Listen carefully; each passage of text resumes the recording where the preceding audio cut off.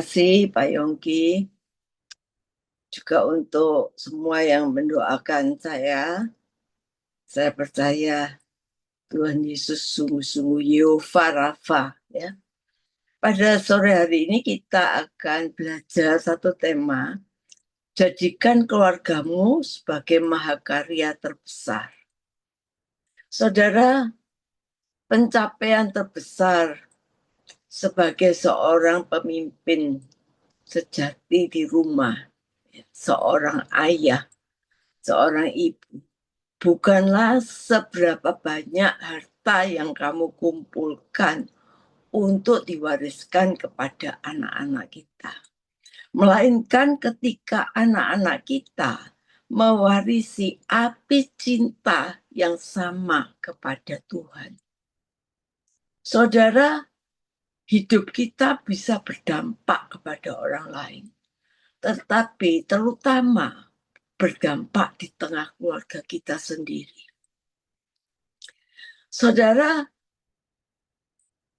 bagaimana kita menjadikan keluarga kita sebagai satu mahakarya terbesar di dalam hidup kita.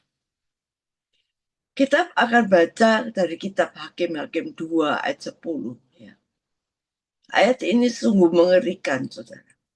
Setelah seluruh angkatan itu mendapat tempat pada nenek moyangnya, bangkitlah sesudah mereka itu angkatan yang lain yang tidak mengenal Tuhan ataupun perbuatan yang dilakukannya bagi orang Israel. Ayat ini menandai bahwa awal kemerosotan rohani Israel, di mana generasi baru melupakan perbuatan Tuhan, meninggalkan Tuhan, mulai menyembah berhala.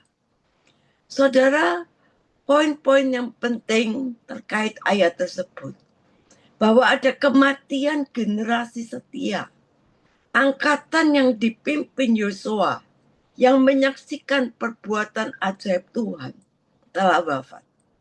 Bangkit angkatan baru, muncul generasi penerus yang tidak memiliki hubungan pribadi dengan Tuhan, tidak mengetahui sejarah penyelamatannya. Saudara, kegagalan orang tua, situasi ini terjadi karena orang tua gagal mengajarkan tanggung jawab firman Tuhan kepada generasi berikutnya. Saudara, terjadi kemurtatan. Angkatan baru ini menyimpang dari iman nenek moyang mereka dan menyembah berhala, Baal, dan Asitoret. Apa dampaknya? Ketidaktaatan ini menyebabkan Tuhan tidak lagi menghalau musuh-musuh Israel, sehingga bangsa Kanaan menjadi jerat bagi mereka. Ayat ini memberikan satu pelajaran penting tentang bahaya melupakan Tuhan dan pentingnya meneruskan iman kita kepada generasi berikut kita. Saudara, di dalam keluarga yang sehat, ya, di dalam keluarga yang sungguh-sungguh berdampak sehat rohaninya, itu akan menjadikan gereja yang sehat. Dan dari gereja yang sehat akan timbul bangsa yang sehat. Ini salah satu ayat yang paling mengerikan.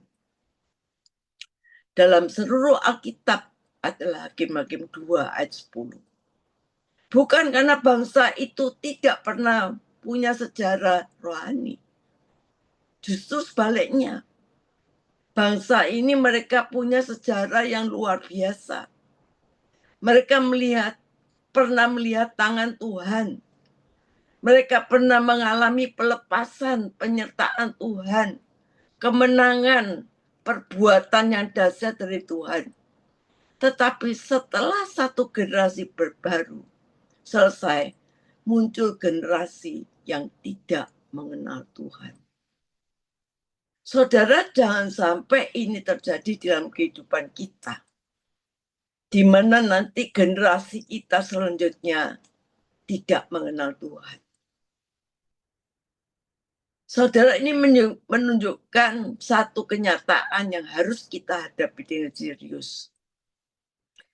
Pengalaman rohani yang besar dalam diri kita tidak otomatis melahirkan kesinambungan rohani pada generasi selanjutnya.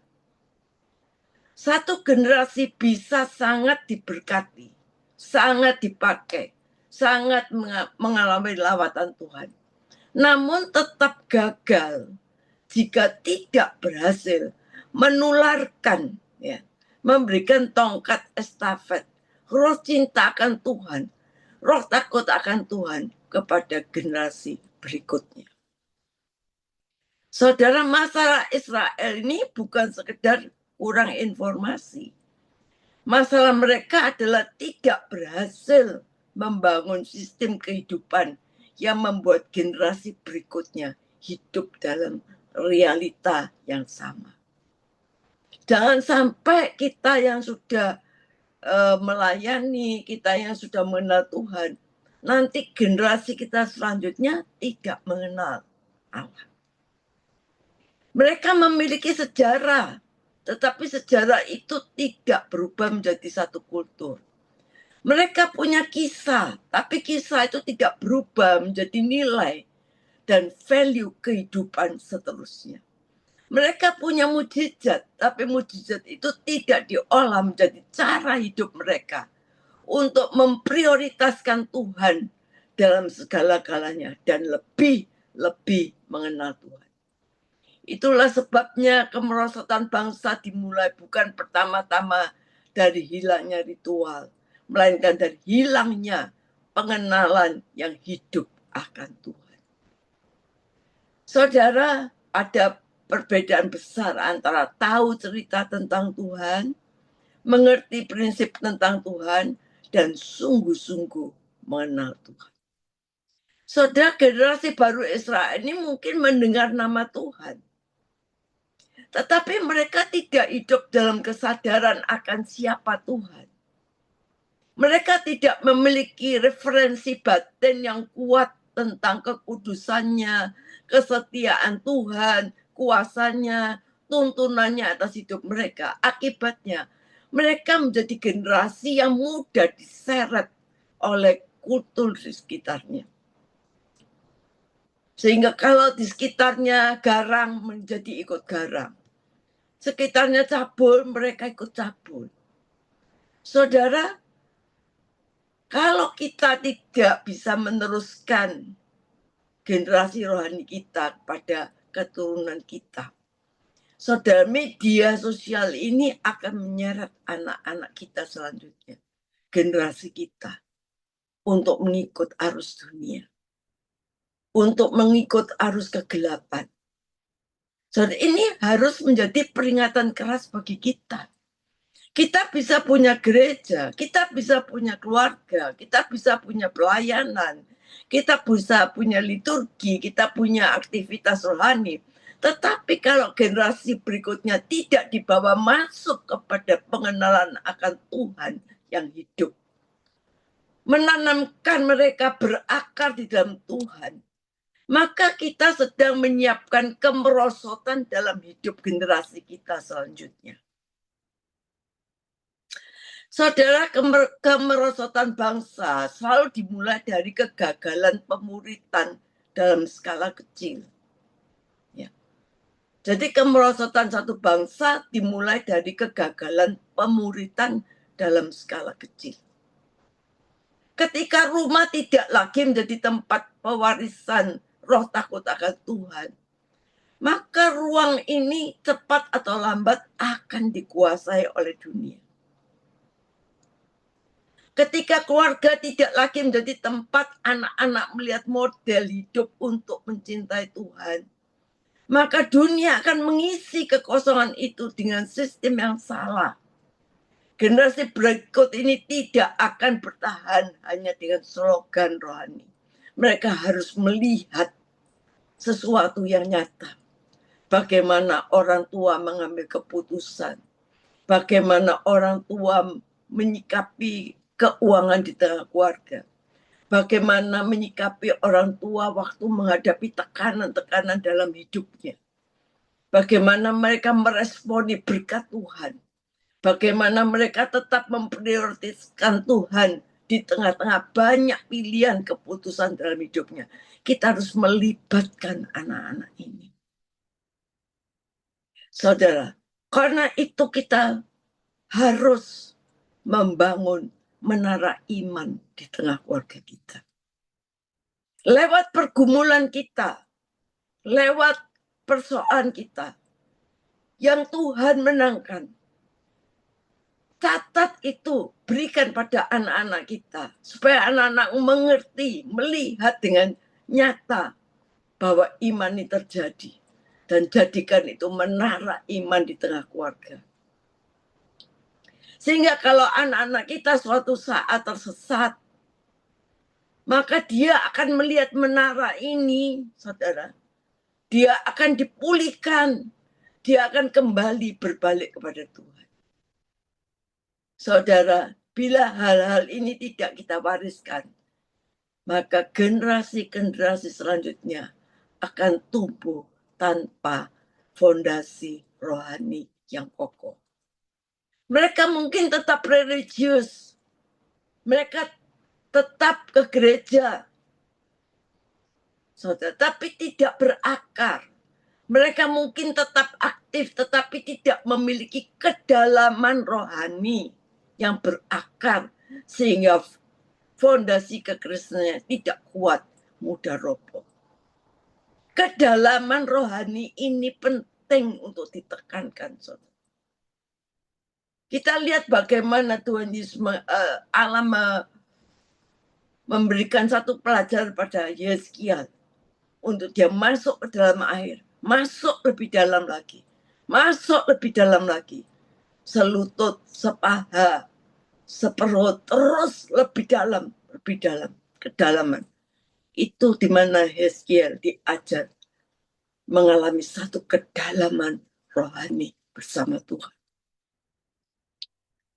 Saudara, kalau generasi kita tidak memiliki kedalaman rohani, tidak berakar, tidak punya fondasi kekristenan yang kuat, saudara nanti mudah roboh.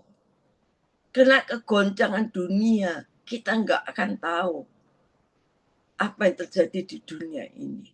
Maka mudah roboh. Mereka mungkin tahu bahasa rohani, tapi tidak punya roh takut akan Tuhan akhirnya. Hari ini Tuhan sedang memanggil kita. Kita sebagai orang tua, ayo bertobat dengan pola pikir yang hanya puas dengan hasil yang kita punya. Yang kita capai. Tetapi ayo kita mau membangun, mentransferkan kehidupan ini. Untuk menjadi kemenangan satu generasi yang tidak bisa diteruskan, saudara. Kalau ada satu generasi yang tidak bisa diteruskan, maka ini bukanlah satu kemenangan yang utuh dalam hidup kita. Kemenangan yang utuh dalam hidup kita, kalau kita sudah mewariskan tongkat estafet, roh takut akan Tuhan, membuat anak-anak kita berakar, tertanam, sehingga tidak mudah goyah. Itulah kemenangan yang utuh. Oleh karena itu di dalam Ulangan 6 ayat 6-7 selalu diperingatkan, apa yang kuperintahkan padamu hari ini haruslah engkau perhatikan. Haruslah engkau mengajar berulang-ulang kepada anakmu. Membicarakan apabila engkau duduk di rumahmu, apabila sedang dalam perjalanan, apabila engkau berbaring, apabila engkau bangun. Artinya apa? Kita sebagai orang tua harus menanamkan betul-betul fondasi rohani kepada anak-anak kita. Ulangan 6 ini memperlihatkan bahwa pewarisan kehidupan tidak dibangun lewat satu acara yang besar, tetapi lewat irama hidup kita sehari-hari. Saat kita berjalan, saat kita berbaring, saat kita bangun. Artinya apa? Pemuridan justru harus meresap ke dalam kehidupan anak kita. dipraktekkan dalam hidup yang nyata di tengah keluarga. Saudara, anak-anak itu bukan hanya melihat orang tuanya berdoa, tetapi juga harus dijelaskan mengapa doa itu penting. Contohnya demikian. Mereka bukan hanya melihat orang tuanya memberi kepada Tuhan, tapi juga harus memahami bahwa Tuhan layak diprioritaskan di dalam hidup kita. Mereka bukan hanya melihat ayah ibunya menolak kompromi, tapi juga harus tahu alasannya. Anak-anak itu harus melihat jelas dan dipraktekkan bersama-sama. Setiap anak mungkin punya pergumulan. Ayo orang tua ikut campur dalam pergumulan ini. Sehingga apabila nanti menjadi anak-anak sukses berhasil dijawab Tuhan, mereka akan melihat perbuatan tangannya Tuhan yang besar di dalam hidup kita. Saudara, karena itu rumah harus menjadi tempat di mana kehidupan kerajaan Allah itu terlihat, terdengar, dan dipraktekkan. Bukan hanya cuma aturan di rumah, tapi rumah yang penuh dengan transfer kehidupan iman kita. Hari-hari ini kita harus berhenti berharap bahwa generasi berikutnya akan otomatis jadi baik sendiri. Saudara, tidak. Kehidupan rohani yang akurat tidak diwariskan secara kebetulan, tapi harus dibangun, sengaja dibangun dari kehidupan kita sehari-hari. Karena di Ulangan ditulis, waktu kamu tidur, waktu kamu berjalan, waktu kamu bangun. Jadi itu harus dibangun, saudara. Pemuritan yang kuat akan menghasilkan generasi yang tidak mudah goyah. Karena mereka bukan hanya punya ayat, tapi mereka punya pola hidup. Mereka bukan hanya tahu apa yang benar, tapi mereka terbiasa hidup di dalam kebenaran. Mazmur 1 ayat 2 berkata, yang kesukaannya ialah Taurat Tuhan, merenungkan siang dan malam. Mazmur 1 ini menggambarkan orang yang diberkati. Dan generasi kita diberkati sebagai orang yang merenungkan firman Tuhan siang dan malam. Tanamkan ini dalam kehidupan anak-anak kita. Ini tentang kehidupan apa yang dikatakan kesukaannya ialah Taurat Tuhan. Artinya membiarkan firman Tuhan itu meresap. Berulang-ulang meresap dalam hati kita, dalam pikiran kita. Mempengaruhi hidup kita sehari-hari. Karena itu kita harus wariskan bukan hanya pengetahuan Alkitab, tetapi cara hidup yang melekat pada Tuhan. Sebab orang bisa tahu banyak tentang firman, tetapi tidak hidup dari firman. Orang bisa hafal ayat, tapi tidak mempunyai kehidupan batin yang terhubung dengan Tuhan. Karena itu rumah kita harus menjadi tempat di mana kehidupan kerajaan Allah terlihat, terdengar, dipraktekkan nyata di dalam kehidupan kita setiap saat.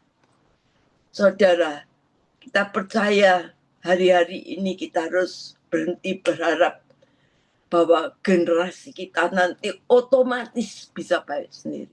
Tidak. Tapi harus dibangun dengan sengaja. Mulai saat ini. Saudara, pemuritan yang kuat itu akan menghasilkan satu generasi yang tidak mudah goyah. Kalau kita tanamkan betul-betul, saudara, maka generasi kita tidak akan goyah. Apapun yang kita wariskan kepada anak kita, harta di dunia bisa habis. Tapi kalau kita mewariskan iman kepada anak-anak kita, saya percaya langit dan bumi bisa lenyap. Tetapi firman itu yang menjadi rema kita berikan pada anak-anak kita. Maka apapun goncangan yang terjadi dalam kehidupan anak dan seluruh generasi kita yang akan datang, itu akan menghidupi mereka. Dan ini salah satu mahakarya terbesar orang tua untuk anaknya. Mereka bukan hanya tahu apa yang benar, tetapi sudah terbiasa hidup benar sehari-hari. Saudara, kalau kita hanya mewariskan pengetahuan Alkitab, cara hidup yang melekat pada Tuhan, saudara, kita harus sungguh-sungguh melekatkan itu pada anak-anak kita. Bukan cuma hafal ayat, saudara. Salah satu fondasi terpenting untuk membangun generasi yang kuat adalah membangun satu persekutuan pribadi dengan Tuhan setiap hari bersama anak-anak kita. Saudara, dan itu memang saya lakukan sejak anak-anak masih kecil, ya. Yogi masih 1 tahun, anak-anak masih Luki 6, Nike 5 tahun, ya. Kesia belum ada waktu itu. Kita selalu bersekutu. Saya tanamkan firman Tuhan pada anak-anak saya. Perhatikan, kita harus wajib memberikan pada anak-anak kita. Sebab orang bisa tahu banyak tentang firman, tetapi ada yang tidak hidup dalam firman. Orang bisa hafal ayat, tapi tidak mempunyai kehidupan batin yang terhubung dengan Tuhan. Oleh karena itu kita sebagai orang tua, ayo kita berikan tongkat estafet kita, roh takut akan Tuhan ini. Berikan pada anak-anak kita, tuntun anak-anak kita. Tanamkan sedalam-dalamnya, sampai kedalaman mereka. Sehingga apa? Hidup mereka tidak akan goyang menghadapi segala persoalan hidupnya. Mereka tidak akan kuat, mereka tidak akan takut. Mereka akan punya satu pola hidup yang percaya bahwa Tuhan memberikan yang terbaik. Perhatikan, kita harus memberikan contoh. Bagaimana orang tua menyaksikan satu kenyaksian yang nyata. Pertolongan Tuhan pada anak-anak. Saat kita mengalami sesuatu, Tuhan menjawab doa kita. Ceritakan, libatkan anak-anak dalam hidup kita. Ajarkan anak-anak untuk menghormati Tuhan lebih dari segala hal. Saudara, jangan biarkan anak-anak hanya melihat kekristenan sebagai rutinitas hari Minggu. Tapi mereka boleh tertanam di dalam baiknya Allah. Saudara, oleh karena itu, biarlah kita semua sebagai orang-orang tua, kita mewarisi harta di dunia itu oke, boleh saja, saudara. Tetapi warisan rohani itu terlebih dari segala-galanya. Satu mahakarya terbesar dalam hidup kita. Kalau kita bisa mewariskan kepada anak-anak kita. Amin. Kita berdoa. Tuhan, kami tidak mau mengulangi kesalahan, kegagalan bangsa Israel. Kita tidak mau menjadi generasi yang mengalami kegagalan nantinya. Biarlah kita mau membangun rumah kita, keluarga kita, lingkungan kita. Sehingga kita punya generasi berikutnya adalah generasi yang mengenal Engkau. Saudara, jangan sampai ada kemerosotan rohani dalam garis generasi kita. Ayo kita mulai membangun cerita pada anak-anak kita. Semua kebaikan Tuhan yang sudah kita hadapi. Jadikan itu menara di tengah keluarga kita.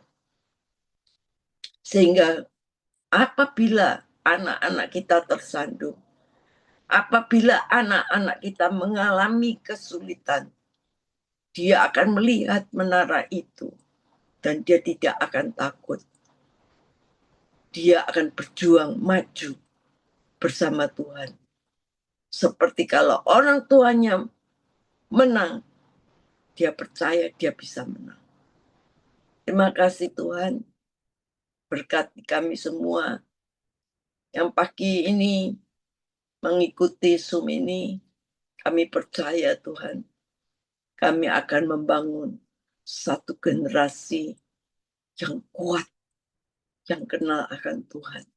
Amin.